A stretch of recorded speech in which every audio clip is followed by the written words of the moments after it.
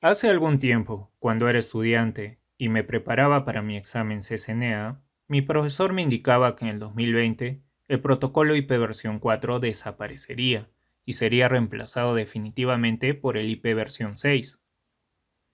Pues ya estamos en el 2020, la pregunta es si ya se dio el gran cambio y cómo nos afectaría. Lo cierto es que actualmente estamos en medio de un proceso de transición en el mundo de las redes de comunicaciones. Las direcciones IPv4 se están mudando a IPv6, que es totalmente distinto por lo que no son compatibles. Los usuarios no deberíamos encontrar ningún problema a la hora de utilizar nuestras computadoras, ya que ambas direcciones conviven y convivirán durante algún tiempo, pero poco a poco iremos notando diferencias en el funcionamiento y configuración de nuestros ordenadores.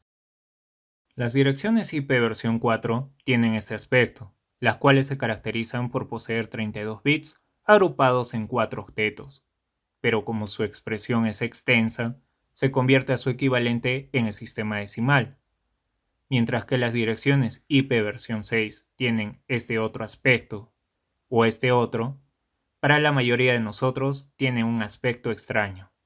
Lo que sucede es que estas direcciones poseen 128 bits agrupados en 8 extetos, separados por dos puntos. Esta expresión es mucho más extensa que la versión 4, por lo tanto, para simplificarla, se convierte a su equivalente en el sistema hexadecimal. Entonces surge la pregunta, ¿por qué crear algo más extenso y complicado? La respuesta es simple, se acabaron las combinaciones. Un claro ejemplo de esta situación sucedió con los primeros números telefónicos, los cuales tenían una pequeña extensión, pero con el incremento de personas, se tuvo que agregar más dígitos, además de códigos y prefijos, para poder dar cobertura a todos los usuarios.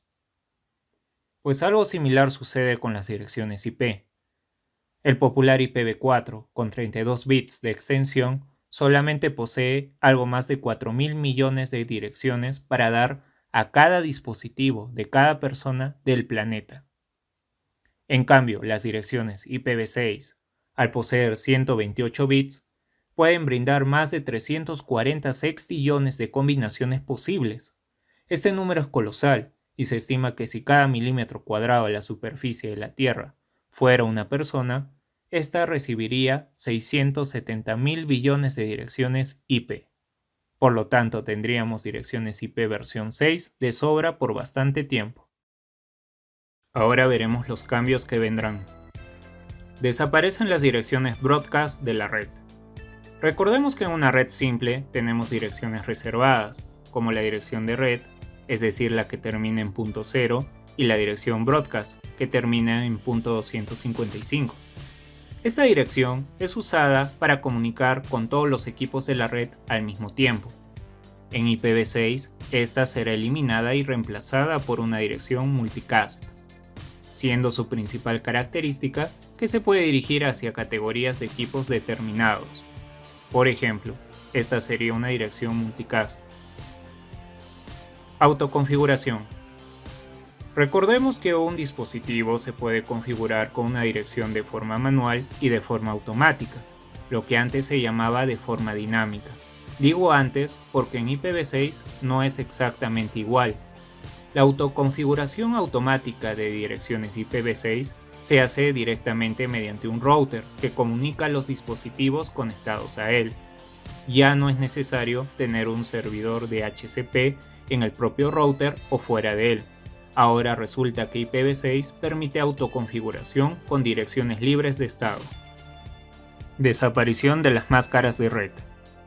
Estamos acostumbrados a ver una dirección IP acompañada de su máscara de red, por ejemplo esta dirección clase C con su respectiva máscara, donde la máscara de red es una técnica utilizada para separar equipos en distintas redes y ahorrar direcciones IP. Como en IPv6 ya no nos preocupa ahorrar direcciones, este proceso se hará mediante un número precedido del símbolo de dividir, y nos dice cuántos bits por la izquierda sirven para identificar la red a la que pertenece el equipo. Por ejemplo, en la dirección IPv6 siguiente, con prefijo 64, la primera mitad identificaría la red. Tamaño del paquete en el que se transportan los datos. En IPv4, el tamaño mínimo del paquete donde se transportan los datos es de 576 bytes. En IPv6, el tamaño mínimo es de 1280 bytes, pudiendo llegar hasta 4 GB. Como principal ventaja, aumentaría la velocidad a la que se transportan estos datos, ya que al utilizar paquetes más grandes, serán necesarios muchos menos paquetes. Estructura de los encabezados de paquetes de datos.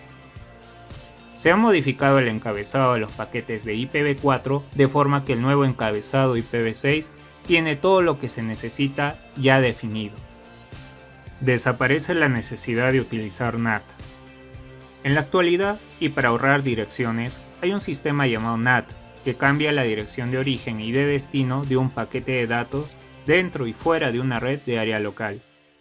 Es decir, NAT es el que traduce una dirección pública a la dirección IP local que tienes en tu casa. Ahora, como en IPv6 ya no es necesario ahorrar direcciones, todos los equipos conectados al router tendrán una dirección IP pública directamente por Internet. Habrá conexión punto a punto y ya no será necesario abrir los famosos puertos. Aligeramiento del trabajo de los routers. Se ha modificado la forma en que los routers manejan los paquetes para aumentar su eficiencia.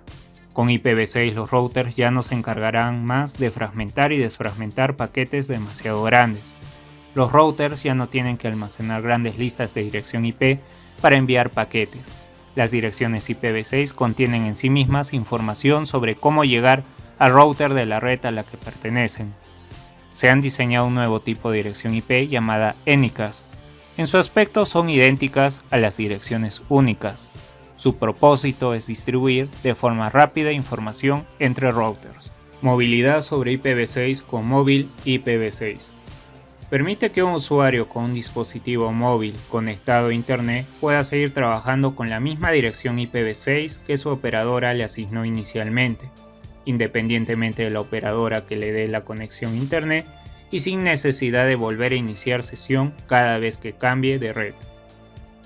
Aparecen y desaparecen protocolos. Unos desaparecen como ARP y NAT, estos ya no serían necesarios. Otros se adaptan a las circunstancias, como DHCP, ICMP y DNS, y aparecen protocolos nuevos para dar soporte a las nuevas funcionalidades, como MIP versión 6. Finalmente cabe preguntarnos, ¿a qué ritmo veremos los cambios? Esto depende en gran medida de las empresas proveedoras de Internet y de las operadoras, ya que éstas controlan el acceso de la mayor parte de los usuarios a Internet e irán introduciendo cambios a medida que lo requiere el mercado y la competencia. En sí, en algunos países ya se empezó con dichos cambios, y actualmente en el 2020, todos los operadores ya tienen todo configurado y listo para desplegarlo cuanto antes.